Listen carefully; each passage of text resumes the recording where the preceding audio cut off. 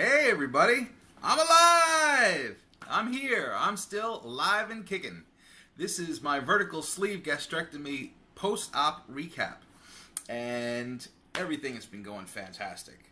I haven't dropped a video in a while because, to be honest, I've been super sore, super sleepy, and just on the road to recovery. But everything went fantastically. Fantastically. That should be a word. If it's not a word, it is now. Anyway, so surgery day was a rough start. It was 05:30 in the morning, had to show up, and they took a little bit to get me admitted. I didn't expect that many people to be at the hospital at 5:30 in the morning, but they got me in. They got me this oversized, well oversized hospital gown. I guess a surgical gown, which was like a tent on me, and I had problems even putting it on, getting it together, and keeping any semblance of dignity. So I pretty much abandoned my dignity for my hospital stay. But after that, I laid down on the gurney after washing my belly a whole bunch of times. They make you do that, and I had just had a bunch of people coming in, nurses trying to find some rascally veins that kept getting away, and drawing my blood and getting the IV in, and just a whole bunch of different health professionals coming in. I had the anesthetician come in and check me out, make sure that everything was good to go. And really, they didn't waste much time after that point getting me to the OR. Someone, I guess the aide to the anesthetician, had given me something in my IV, I guess a sedative to kind of calm me down. And she said, "You're going to feel this in a bit." And I sure did. As I was on my way to the OR, I just started getting really, really loopy, and it was fun. And then maybe I had 30 seconds in the OR until I was waking up in recovery. And then everything was different. So in recovery, I thankfully, they gave me this nausea patch behind my ear, and it resolved any kind of nausea issues that I have with anesthesia, in general anesthesia. I had a gallbladder out several years ago, about in 2004, and I remember waking up from anesthesia, and I was just vomiting everywhere. It was gross. It was disgusting, and it was the last thing I wanted to feel when having to go through this surgery. So they made sure that I had a patch on, and I didn't have any problems. It was pretty effortless. I was woozy for a while, and I didn't even realize how long I was there in recovery. It turns out I was in recovery for about 4.5 hours, which is a really long time for a surgery that only took about maybe an hour and a half to complete. So I'm in recovery for that long, and poor Candy, my fiance, is just off in the waiting room, getting coffee, coming back from getting coffee, getting something to eat, coming back from getting something to eat, watching the progress indicator on the digital screens saying what part of the process that I'm in.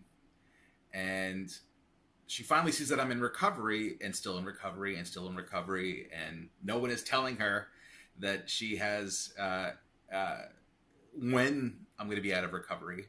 No one's letting her see me. It's driving her crazy. So, oh, bless her heart, she really toughed it out, and it sucked for her. That was terrible. I wouldn't wish that on anybody who's waiting for a loved one to come out of surgery and out of recovery.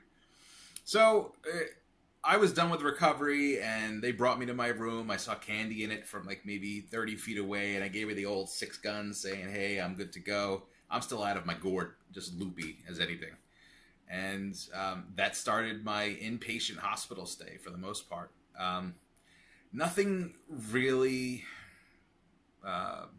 too noteworthy about the hospital stay. All the nursing staff was fantastic. They attended to my every need, ice chips whenever I needed them, guidance to the bathroom whenever I needed them.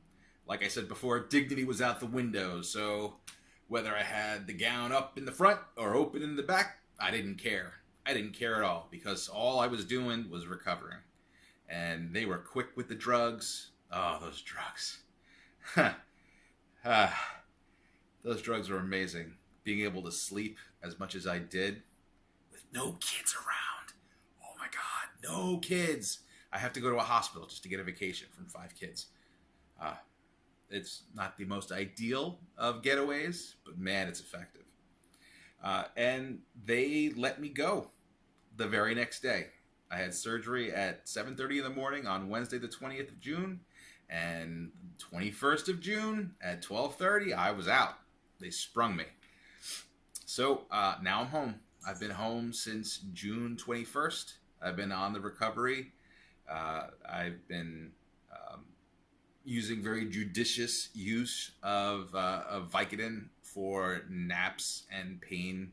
Well, not for naps, but for pain management, which kind of correlates to napping.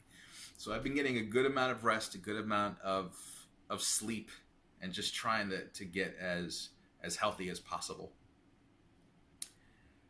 So the food regimen at this point is just about the same as the pre-op liquid diet. We're still with the puddings and the jellos and so on and so forth, the soups. But now we're adding in things like cream of wheat, which I never knew that I liked until I tried it. And it's amazing when you haven't had proper food, in well over a week. So I tried it. You have to really thin it out, get a lot of milk in there in the cream of wheat, but it's fantastic. I found this new stuff, new to me, called PB2. It's a peanut butter powder. It comes in a peanut butter variety and a chocolate peanut butter variety. Kind of looks like this. Here's the chocolate one. And they are delicious. I got them on Amazon for about maybe $19 for the pair. You get a lot of powder. I mean, this is a big peanut butter container worth of powder. And the powder is basically a powder like this, very light. As far as nutrition is concerned, it basically comes out to 50 calories for 2 tablespoons, 1.5 grams of fat, 2 grams of sugar, and 5 grams of protein. So you add that to puddings, you add that to cream of wheat, you add that to vanilla yogurt, and you got yourself a party in your mouth that just won't stop. I'm looking forward to my 1-week post-op follow-up, which is on the 29th. And at that point, they should be graduating me to stage 3, which is soft foods and purees. But that opens up a whole new world of things that I can eat, and I'm really looking forward to it. I can have canned chicken with some low-fat mayo, or like combined mayo with olive oil to help moisten it. Looking forward to that. Luncheon meats, like really, really low processed luncheon meats, like typically Boar's Head brand, which I'll always eat Boar's Head brand if it's available. It's pricey, but it's worth it because it's the best that you can get. So turkeys and maybe some roast beef, some chicken. It's gonna be amazing. I can't even tell you how much I'm missing meat. One thing of note, at least in my specific case, they had said that protein shakes or any kind of protein right after post-op was going to be had the potential to be a problem, and your stomach can't really handle it. But I have been doing protein shakes like 1 a day, and I've had no problems. Maybe I'm just lucky. Because I was very much a carnivore before surgery, I think maybe I'm just predisposed to processing protein very cleanly in my system, and it doesn't really cause much havoc post-op. So I'm pretty thankful for that, which gives me hope in the future that I'm able to move forward with protein consumption and not really be hindered by my stomach putting the kibosh on it. Now let's talk about weight loss. Holy crap, this is insane. Okay, I started the process on the 13th of June, 2018, with the liquid diet, the pre-op liquid diet, at 429 pounds. That's the 13th of June. On the 20th of June, I was down about 12 and a half pounds. So that put me at, I don't know, I think it was 414 or 416. I can't math right now, but it was somewhere around then. Today is June 25th, and this morning I was 409 pounds and 6 ounces, or 409.6 pounds. That's obscene. That's like 20 pounds in the last 12 days. And I know a lot of it's water weight, but you know what? At my weight, with this amount of mass that my body has to carry around, weight's the only thing that really matters to me right now. Yeah, you could say it's how your clothes fit, blah, blah, blah, blah. It's about what my joints are being able to handle. It's about what my back is being able to handle. And if I'm dropping 20 pounds in a month, in under a month, in 12 days, in under half a month, that's ridiculous. So, 2 disclaimers. Number one, I know that this is not representative of the process going forward. I know that it's not going to be a consistent deal. So, I get it. I understand that. But I'm going to still take it as a win. You best believe I'm still going to take it as a win. Number two, I understand that while it will be more gradual going forward, there will be plateaus, and I'm not going to lull myself into this false sense of security thinking that, I'm just going to lose every day or even every week. In the beginning, I will. I understand that. In the beginning, I will for the first several months.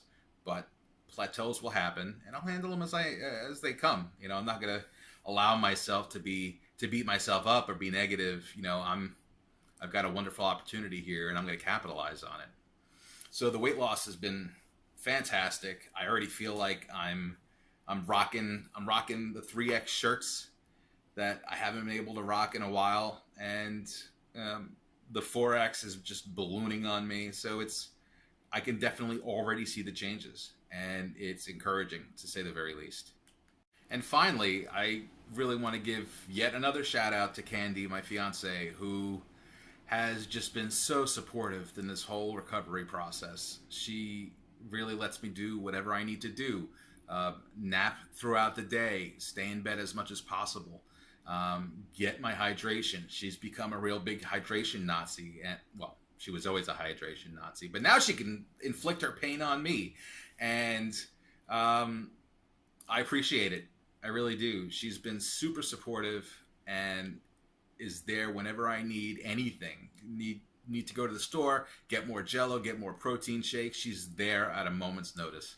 She's super supportive, and seeing the light in her eyes and her smile just broadcasting across her face, showing her delight in my commitment, in my fortitude and drive in making this happen.